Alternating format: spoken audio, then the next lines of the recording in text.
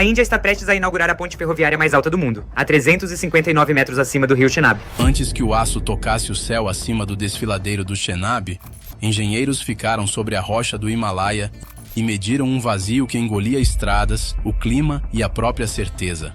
Anos depois, a ponte que eles ergueram faria mais do que quebrar recordes. Ela mudaria para sempre a forma como uma região inteira poderia se movimentar.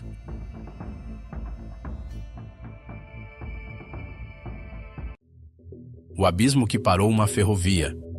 O desfiladeiro do Chenab não parece um lugar onde ferrovias fazem uma pausa. Parece um lugar onde elas desaparecem. Nas profundezas do Himalaia, em Jammu e Caxemira, o rio corta paredes rochosas íngremes e encostas instáveis, criando uma paisagem vertical onde o clima muda rapidamente e a lógica comum da construção começa a falhar. O tabuleiro planejado da ponte ficaria a 359 metros acima do rio, uma altura tão extrema que comparações familiares parecem inadequadas quando as equipes ficam na beira do penhasco e olham para baixo. Mesmo assim, a altura nunca foi o único problema de engenharia que eles enfrentavam. Os engenheiros lidavam com uma combinação ainda mais dura de forças: ventos poderosos, risco sísmico, terreno montanhoso fraturado e um local tão isolado que até chegar até ele exigiu anos de trabalhos perigosos de acesso através de penhascos e saliências estreitas. Cada máquina, trabalhador e componente de aço precisava sobreviver à montanha antes que a construção realmente pudesse começar, em todas as estações, sob condições implacáveis. Foi isso que transformou o Chenab no verdadeiro conflito desta história. A Índia não estava simplesmente tentando construir uma ponte, mas tentando criar uma travessia ferroviária estável dentro de uma paisagem que resistia a cada passo.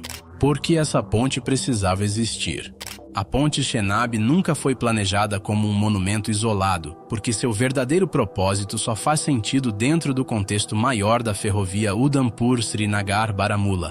Durante décadas, o Vale da Caxemira permaneceu difícil de conectar por transporte terrestre que funcionasse em todas as estações, especialmente quando deslizamentos de terra, neve intensa e bloqueios de estradas interrompiam o deslocamento pelas rotas de montanha. Uma ferrovia atravessando esse terreno prometia algo mais durável do que um acesso sazonal, e o desfiladeiro do Chenab estava exatamente no caminho dessa promessa. É por isso que esse projeto carregava uma pressão muito além do prestígio da engenharia desde o início. A ponte sustentaria uma linha projetada para melhorar a mobilidade civil, reduzir a incerteza nas viagens, fortalecer a logística e integrar regiões montanhosas remotas de forma mais confiável à rede ferroviária nacional mais ampla. Para as comunidades locais, isso significava deslocamento mais fácil de pessoas, suprimentos e oportunidades. Para os planejadores, significava fechar uma lacuna estratégica que apenas as estradas não conseguiam resolver de forma consistente. O fracasso teria criado mais do que um atraso na construção, porque reforçaria a ideia de que algumas paisagens continuam praticamente impossíveis de atravessar, apesar das ferramentas modernas. O sucesso, por outro lado, provaria que a infraestrutura no Himalaia poderia ser projetada não apenas para manchetes, mas para continuidade, resiliência e uso de longo prazo em condições reais.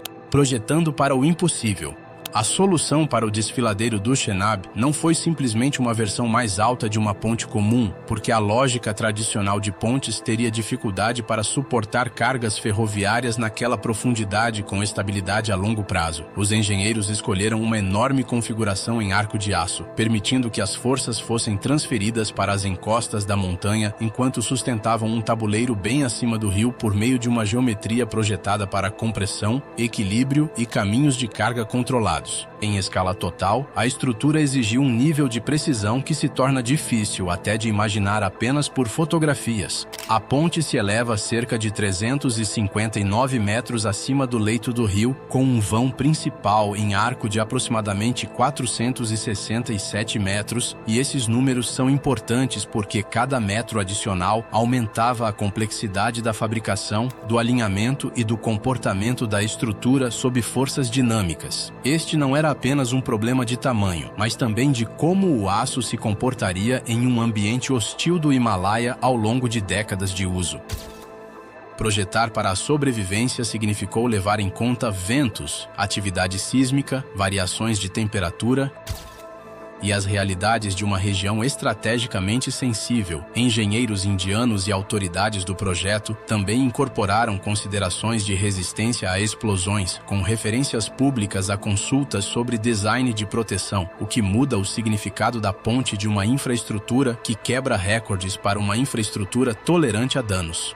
Na expressão mais marcante dessa filosofia, autoridades descreveram um conceito de resiliência no qual a ponte poderia permanecer operacional em velocidade reduzida mesmo após uma perda estrutural severa, um padrão que revela o quanto o planejamento de contingências moldou o projeto desde o início, construindo em um lugar que resistia. Depois que o projeto foi definido no papel, a montanha impôs um segundo teste que os desenhos, por si só, não podiam resolver. O local do Chenab exigiu uma construção em etapas moldadas pelo terreno, pelas janelas de clima favorável e pelas limitações de acesso, o que significava que as equipes de engenharia precisavam criar as condições para construir antes mesmo de montar a ponte. Estradas, plataformas, rotas de transporte e pontos de trabalho tiveram que ser escavados, estabilizados e mantidos ao longo de encostas íngremes onde equipamentos pesados não podiam se mover com a segurança habitual. A altura do futuro tabuleiro transformava cada operação em um exercício de precisão, com consequências ampliadas pela escala do desfiladeiro. Elementos de aço precisavam ser transportados, erguidos, posicionados e conectados em uma sequência que preservasse a geometria da estrutura enquanto resistia ao vento e a desvios de alinhamento. Sistemas temporários, operações apoiadas por cabos e métodos de montagem em grande altitude se tornaram essenciais, porque o Vale do Rio lá embaixo não oferecia nenhuma margem tolerante para correções improvisadas quando grandes peças já estavam em movimento. A habilidade humana teve tanto peso quanto as máquinas durante toda essa fase. Soldadores, equipes de içamento, engenheiros e supervisores trabalharam em um ambiente onde visibilidade, comunicação e tempo de execução podiam mudar com o clima, enquanto a região ao redor acrescentava pressões logísticas e de segurança que complicavam cronogramas e deslocamentos. Atrasos não eram sinais de fracasso em um projeto como esse. Eles faziam parte do custo de impor precisão a uma paisagem que continuava punindo qualquer pressa. O momento em que o vão se fechou. Durante anos, a ponte Chenab existiu como duas intenções, avançando uma em direção à outra, cada lado se movendo em direção a um ponto suspenso sobre o espaço aberto, onde qualquer erro seria exposto instantaneamente. Quando os segmentos do arco se aproximaram do fechamento, o projeto já havia absorvido um enorme esforço humano, fabricação de alta precisão e um complexo trabalho de montagem em etapas. Mas a fase final de união carregava um tipo diferente de pressão, porque testava se todos os cálculos anteriores continuavam corretos diante da montanha. Esse foi o estágio em que a tolerância de alinhamento deixou de ser uma especificação abstrata de engenharia e passou a ser toda a história. As equipes precisavam trazer enormes elementos de aço para a posição exata, apesar da altura, do comportamento do vento e das variáveis acumuladas durante a construção, enquanto a própria estrutura respondia a condições de temperatura e carga que podem alterar sutilmente suas dimensões. O fechamento do arco, portanto, não foi um único gesto dramático, mas uma convergência controlada em que geometria, tempo e disciplina de execução precisaram concordar ao mesmo tempo.